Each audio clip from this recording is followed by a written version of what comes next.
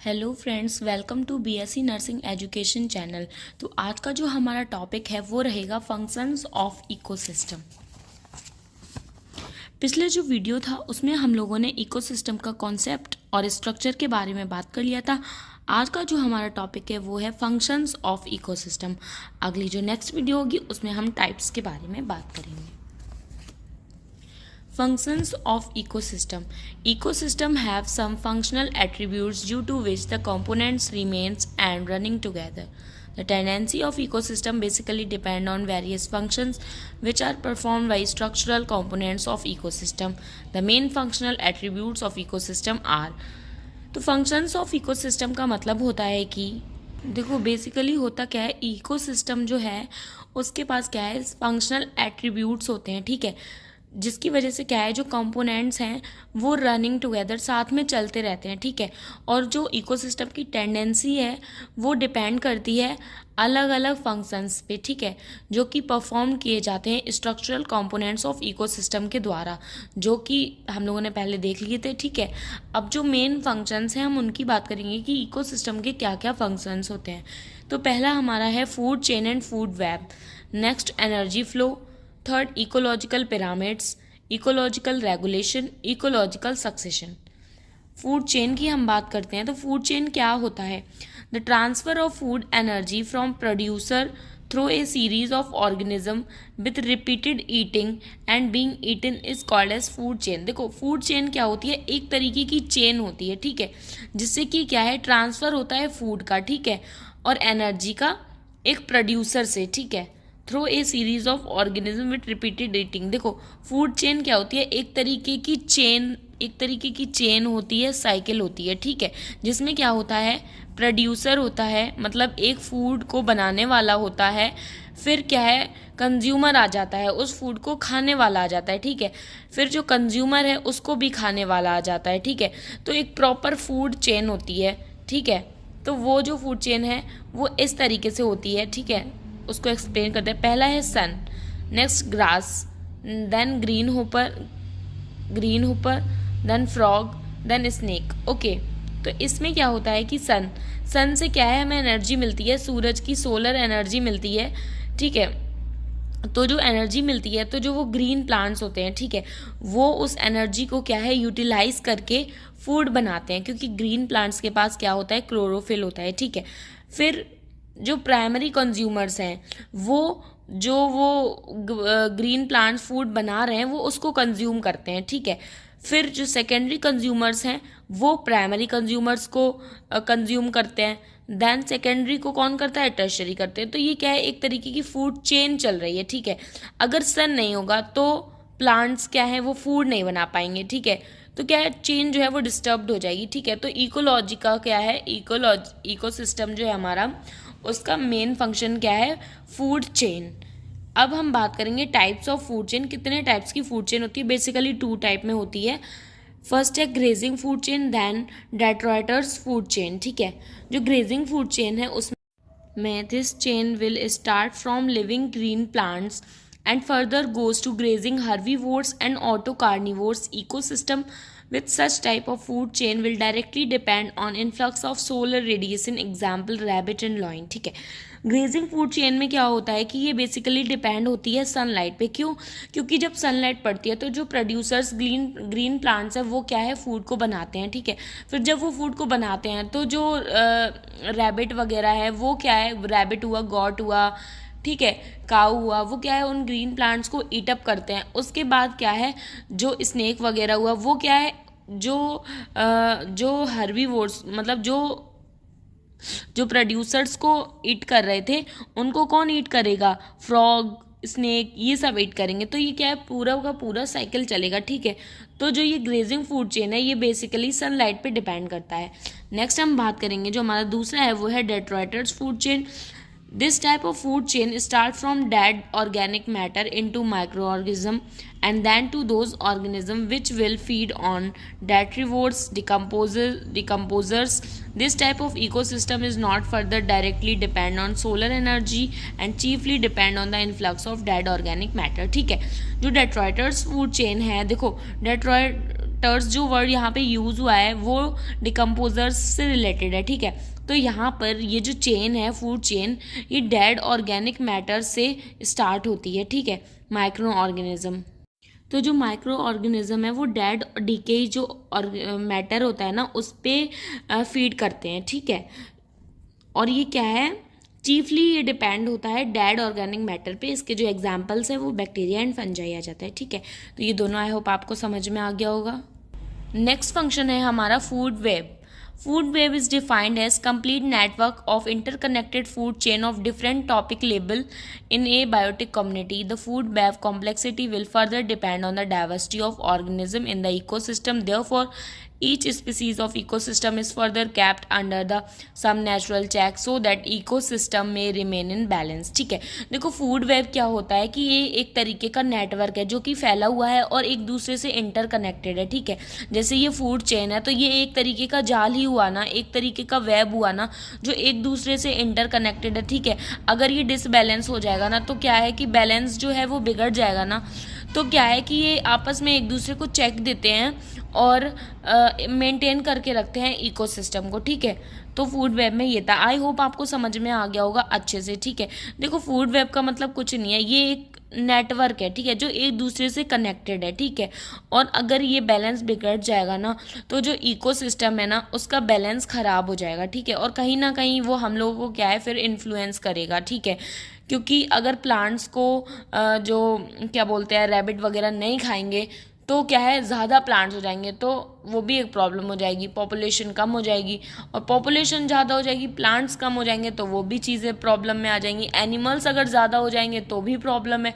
तो क्या है कि जो ये फूड वेब है ना ये एक तरीके के बैलेंस मैनर में चलता है, ठीक है, जिससे कि क्या है आगे कोई भी प्रॉब्लम ना आए। नेक्स्ट जो हमारा फंक्शन है वो है energy flow. All ecosystem are energy driven complexes. Light energy, heat energy, chemical energy are the energy connected to ecosystem, ठीक है। जो सारे के सारे जो इकोसिस्टम है वो एनर्जी से ड्राइवन कॉम्प्लेक्सेस हैं, ठीक है, जिसमें लाइट एनर्जी आ जाता है, हीट एनर्जी, केमिकल एनर्जी, ठीक है। और ये कंसर्न होते हैं किससे, इकोसिस्टम से। And the source of all these energy is solar energy. और जो भी एनर्जी मिल रही है वो कहाँ से मिल रही है, सोलर एनर्जी से मिल रही है। This energy will gradually transfer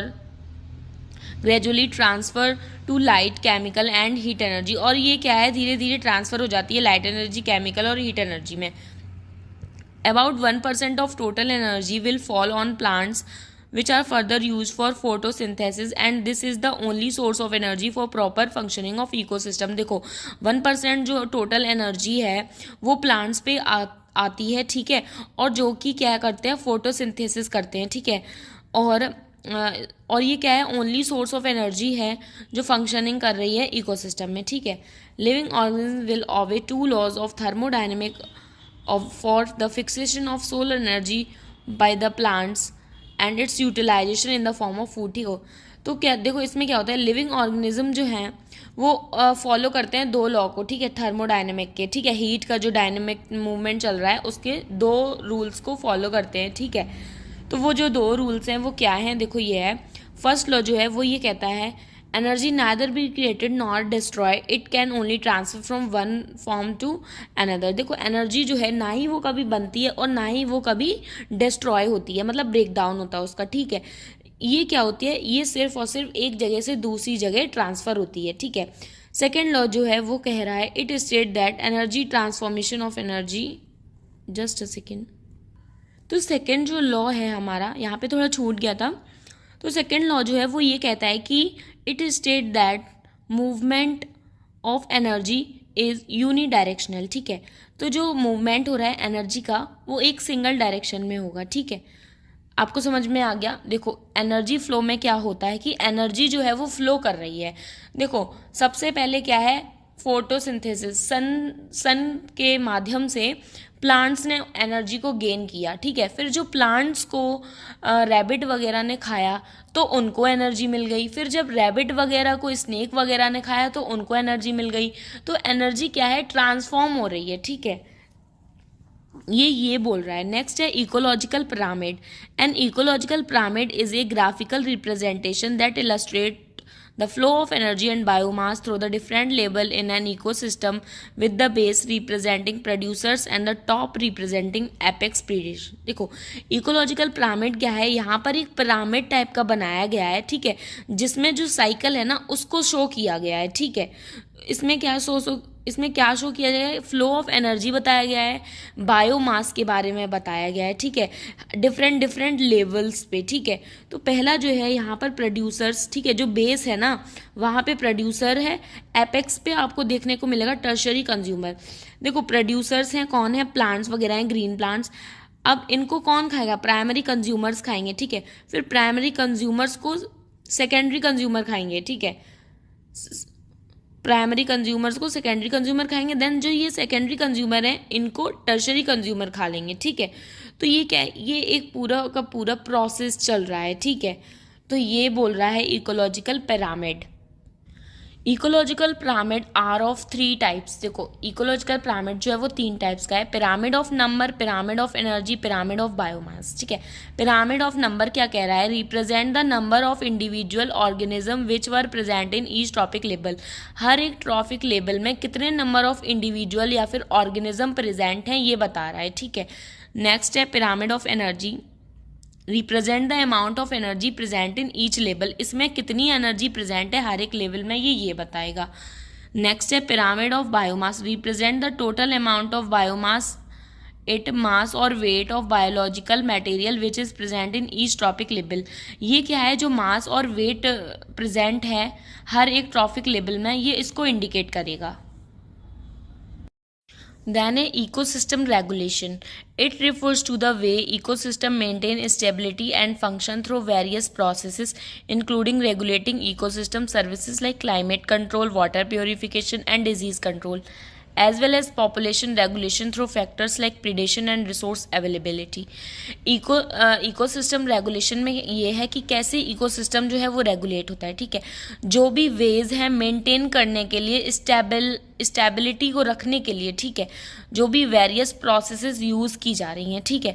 regulating ecosystem जैसे कि क्लाइमेट को कंट्रोल रखना, ठीक है, वाटर को प्योरीफाई रखना, डिजीज़ को कंट्रोल करके रखना, और जो पॉपुलेशन है ना उसका रेगुलेशन करके रखना, ठीक है. ये सब क्या है, ये सब फूड चेन में ही आ जा रहा है, ठीक है. बट डिफरेंट यहाँ पर पॉइंट्स हैं, फंक्शन के थ्रू आपको बताए गए हैं. इकोसिस्टम रेगुलेट करके रखता है, ठीक है. ये क्या है, इकोसिस्टम रेगुलेशन में है. देखो अगर साइकिल प्रॉपर चलेगी ना तो सब कुछ कंट्रोल में रहेगा, क्लाइमेट भी कंट्रोल में रहेगा, वाटर भी प्योरीफाई रहेगा, डिजीज़ भी नहीं होंगे और पॉपुलेशन भी कंट्रोल में रहेगी, ठीक है. नेक्स्ट है ecological succession, the gradual and predictable change in the species composition of an area over time driven by interaction between organism and their environment leading to a more stable and diverse ecosystem, ठीक है. जो gradual और predictable जो भी changes आ रहे हैं इस species के कॉम्पोजिशन में, ठीक है, किसी भी एरिया में एक समय के साथ, ठीक है, और जो भी इंटरेक्शन हो रहे हैं ऑर्गेनिज्म के इन्वायरमेंट के साथ, ठीक है, और इससे क्या हो रहा है, मोर स्टेबिलिटी आ रही है, ठीक है, और जो इकोसिस्टम है वो डाइवर्स हो रहा है, ठीक है. अब कुछ प्रोसेसेस हैं सक्सेशन की, nudation, invasion, competition, coaction, reaction and stabilisation, ठीक है. तो आई होप जितने भी फंक्शंस हैं इतने इनफ हैं आपके पेपर के लिए, एग्ज़ाम के लिए, यूनिवर्सिटी एग्ज़ाम के लिए, ठीक है. आई होप आपको अच्छे से समझ में आ गए होंगे. प्लीज़ आप चैनल को लाइक कर दीजिए, चैनल को सब्सक्राइब कर दीजिए और वीडियो को लाइक कर दीजिए, ओके. और इसके जो नोट्स हैं वो आपको टेलीग्राम चैनल पे मिलेंगे, बायो में लिंक है, ठीक है. Thank you for watching my channel.